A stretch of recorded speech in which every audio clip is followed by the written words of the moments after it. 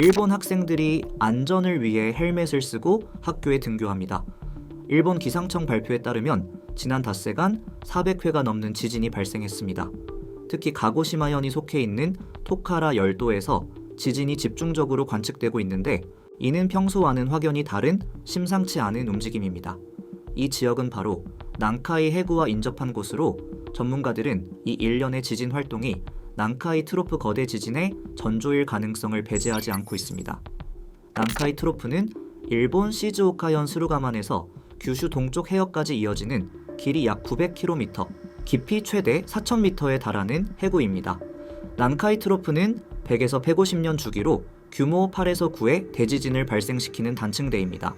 불규칙적인 지진의 빈도 증가는 지하 깊은 곳에서 거대한 에너지가 축적되고 있음을 시사하는 강력한 신호입니다. 단순히 지진 빈도 증가만이 아닙니다. 일본 국립연구개발법인 해양연구개발기구에 따르면 시코쿠 앞바다의 난카이 트로프 지역에서 슬로우 슬립 현상이 가속화되고 있습니다.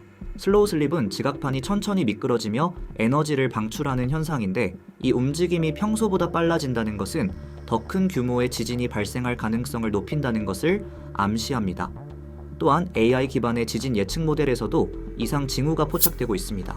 이처럼 지진 빈도 증가와 슬로우 슬립 가속화, 그리고 AI 예측 모델의 경고는 난카이 대지진이 임박했음을 암시하는 강력한 증거들입니다. 이러한 과학적 징후에 더해 일본 사회에는 한 만화가의 예언이 더욱 불안감을 가중시키고 있습니다. 타츠키 료 작가가 1999년 출판한 만화 내가 본 미래에는 일본에서 미래에 일어날 여러 사건에 대한 예지몽이 담겨 있습니다. 이 만화는 실제로 2011년 동일본 대지진을 정확히 예측하여 큰 화제가 되었습니다. 더 충격적인 것은 이 만화에 2025년 7월 5일 대재앙이 닥친다는 내용이 포함되어 있다는 점입니다. 만화는 7월 5일 오전 5시 18분 난카이 트로프에서 거대한 지진이 발생하고 뒤이어 높이 150m에 달하는 쓰나미가 일본 태평양 연안을 덮쳐 대부분의 해안선이 물에 잠긴다는 섬뜩한 내용을 담고 있습니다. 심지어 필리핀 인근에서 거대 해일이 시작되어 일본으로 밀려온다는 구체적인 묘사까지 있습니다.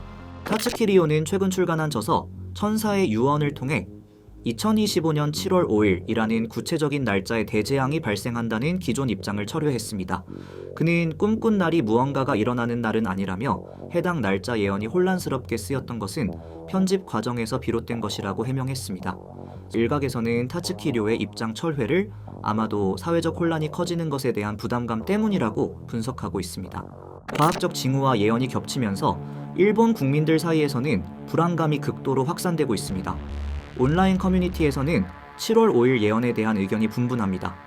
설마 현실이 되겠어? 라는 회의적인 반응부터 동일본 대지진도 예언했다는데 무시할 수 없다. 혹시 모를 상황에 대비해야 한다는 신중론까지 다양합니다.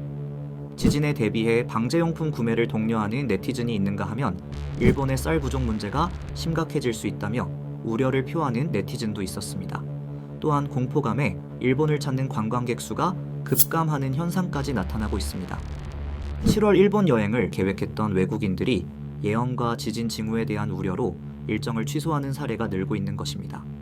특히 홍콩 항공사인 그레이터베이 항공은 지난 4월부터 올 10월까지 운행하는 홍콩 일본 노선을 주 한 편씩 간편했습니다.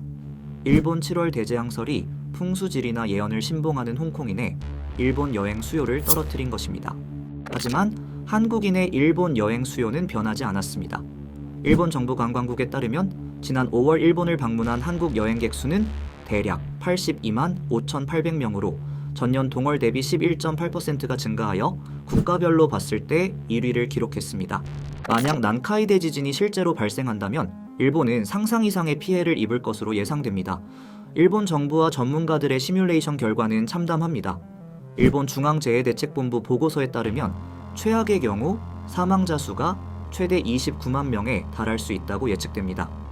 대지진 발생 시 약 230만 채의 건물과 교통 및 생활 필수 인프라가 파괴되어 일본 전역의 기능이 상당 기간 정지될 것으로 예측했습니다.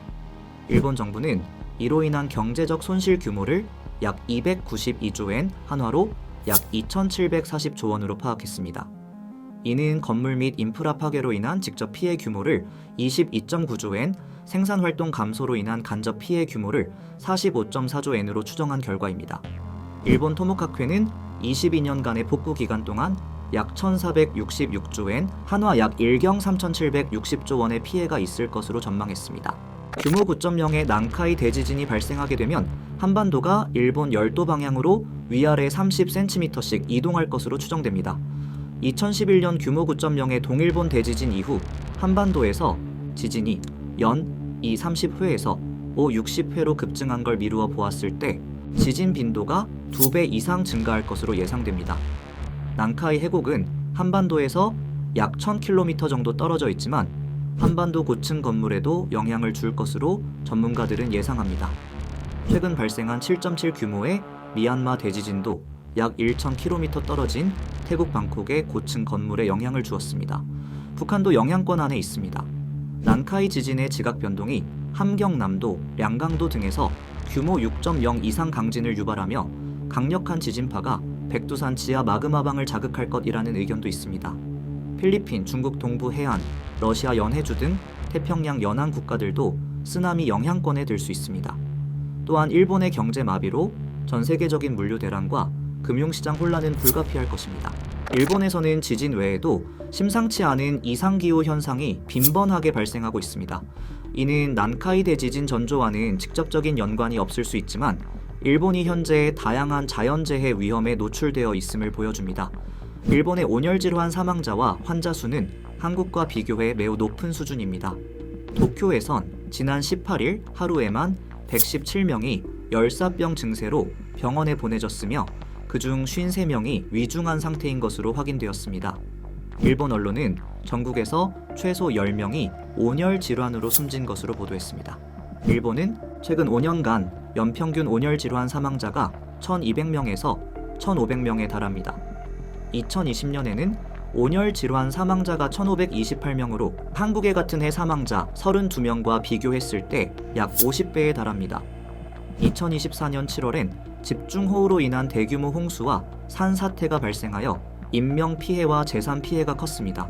특히 규슈 지역을 중심으로 막대한 피해가 발생했으며 수십만 명이 대피하는 상황까지 벌어졌습니다. 이처럼 일본은 지진의 위협뿐만 아니라 기후변화로 인한 극단적인 기상현상에도 취약한 모습을 보이고 있습니다. 다가오는 7월, 일본이 과연 무사히 넘어갈 수 있을지 전 세계가 촉각을 곤두쓰고 있습니다. 우리는 일본의 상황을 예의주시하며 재난에 대한 경각심을 늦추지 않고 대비해야 할 것입니다. 난카이 대지진에 대한 여러분의 의견을 댓글로 달아주세요.